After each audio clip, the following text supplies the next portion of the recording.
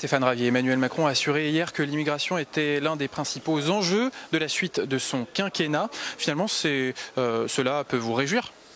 L'immigration est l'enjeu majeur pour, non pas son quinquennat, mais pour l'avenir de la France.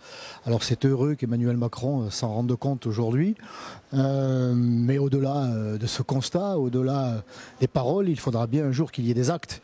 Et avec Emmanuel Macron, je ne suis pas très optimiste sur le sujet de l'immigration. Pourtant, des actes, il y a eu cette loi Asile et Immigration de 2018 qui se voulait ambitieuse sur ce sujet. Une loi qui se voulait ambitieuse mais qui n'a absolument pas arrêté le torrent migratoire. Je rappelle, ne serait-ce que sur l'immigration légale, c'est plus de 300 000 étrangers qui entrent dans notre pays chaque année. 90%, on le sait, sont dépourvus de contrat de travail. Il faut donc les assister en tout. La filière du droit d'asile ne fait qu'augmenter, parce que je dis que c'est une filière car il s'agit là d'un réseau d'immigration clandestine de plus en plus puissant.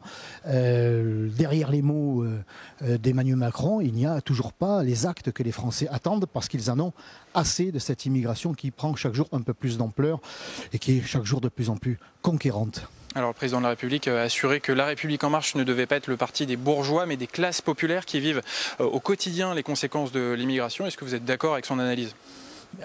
Encore une fois, il ne suffit pas d'analyser. Même l'immigration ne concerne plus seulement les classes populaires. Elle est en train de prendre une place de plus en plus importante sur l'ensemble de notre pays. Elle est de plus en plus revendicative, communautariste.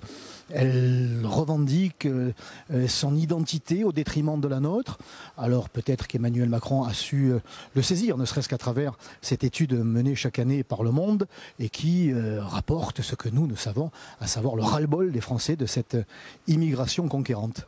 Alors certains disent que le président de la République veut refaire le coup de Nicolas Sarkozy, qui avait neutralisé le Front National en étant offensif sur l'immigration, sur l'identité nationale. Est-ce que vous êtes d'accord avec cette analyse ?